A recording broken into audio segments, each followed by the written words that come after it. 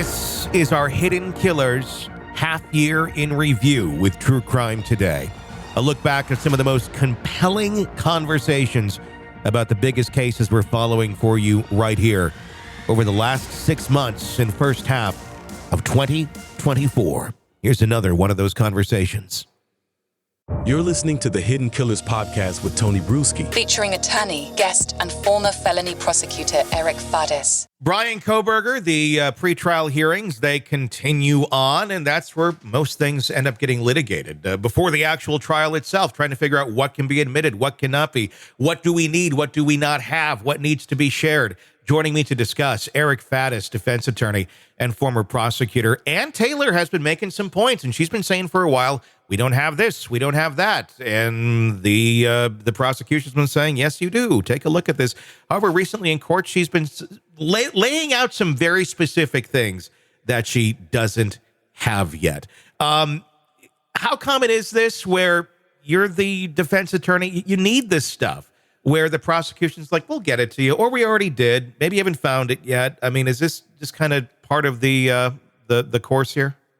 It's extraordinarily common. And unfortunately, in my experience, especially in Colorado where I practice, but I'm sure abroad, there is an issue with the prosecution withholding evidence. Now, both sides need to have a level playing field. The defense needs to know what evidence is against them so they could investigate and potentially challenge it. And if they don't have notice of that evidence, it's kind of a trial by ambush. And that's what Ann Taylor is seeking to avoid. I think everybody wants to avoid it. I mean, because even if you're like dead set that Kohberger did this, which I think a lot of us are, you still want to make sure you don't have appellate issues, that something bad doesn't happen along the way. Everyone needs to play by the same rules. Let's take a look at some of Ann Taylor questioning some of the location data on the phone that is missing.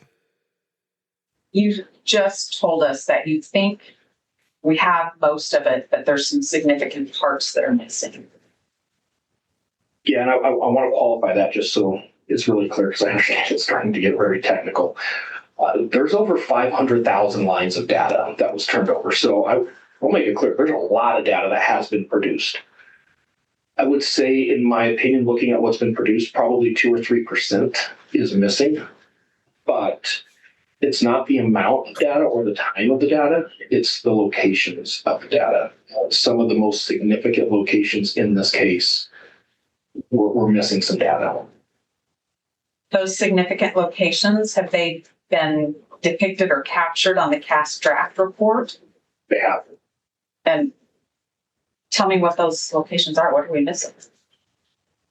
I am unable to find any measurements along, I believe it's 270, the Moscow-Pullman Road. If you drove the most direct route from Pullman to Moscow or vice versa, pretty much as soon as you're leaving Pullman to the time that you arrive in Moscow, we are missing that entire stretch. And if there's ever been a case that we need to look at, what does it look like when a phone travels from Pullman to Moscow? This is probably the case. We have the neighborhood around the crime scene, but we don't have the crime scene. Normally, that wouldn't be too terribly significant, because if it's a flat area, there's not a lot of vegetation or mountains. You could probably interpret the same. The location of this crime scene is very unique because it sits on a mountain. Part of it is shielded by a mountain. There's a lot of other big, thick, dense apartment buildings there. Your phone is going to behave differently inside of that residence than it might on the road behind the residence or in front of the residence. I can't find any drive test data that actually encapsulates any part of the property. So data is missing, but it doesn't necessarily appear that it's missing because somebody just didn't submit it or didn't give it to somebody. It looks more like because sometimes we have phones and we go into dead zones. Could that be what we're looking at here? And how important is that? Is the dead zone going to be a key factor here in the defense of Kohberger?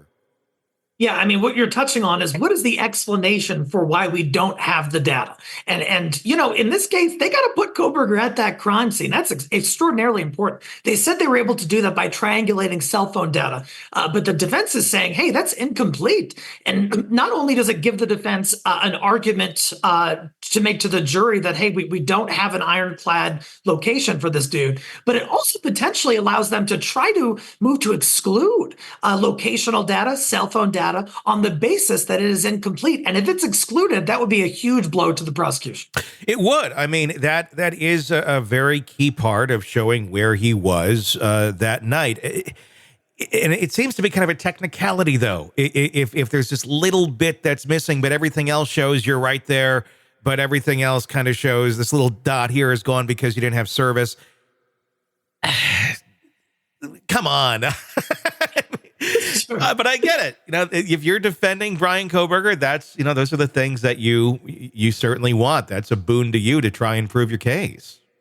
Yeah, I mean, the defense has to unturn every stone in trying to find avenues to argue in this case. And the government probably, it sounds like there might be an innocent explanation for why that data is missing, that there was a dead zone. And that would be pretty understandable for a jury, especially in modern times when all of them probably have cell phones. Yeah, there's video clips as well. We have testimony. We're not going to listen to it. But Ann Taylor asking for specific video evidence from various security cameras and such that she doesn't have yet. And then the investigator said, okay, yeah, we'll get that to you. Now that she has specifically asked for these specific clips that she wants to take a look at. I'm just wondering why, again, some of this stuff hasn't already been turned over in discovery to the defense. And I know we're talking about a small community here, a community that doesn't see cases like this on any sort of regular basis. And we were all kind of calling it Keystone Cops at the beginning. Turns out they really had their stuff together as far as identifying where his vehicle was, and they really were a lot more in tune with this case than I think a lot of us thought initially. But now we're kind of getting into the weeds of it. The investigation's going on. Are there some things here where it's just lack of experience, where things aren't getting where they're supposed to go right away, and it's nothing more than that, than just lack of experience in doing something like this in this community?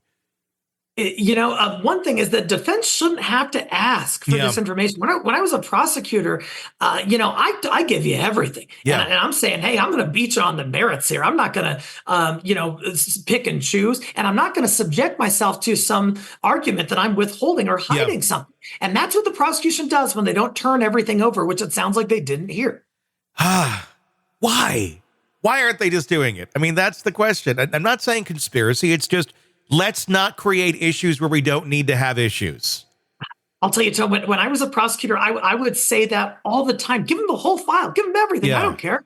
And my superiors would say, it costs the law enforcement money, and this piece of evidence really doesn't matter that much, so we're not going to turn it over. I'd say, what are you doing?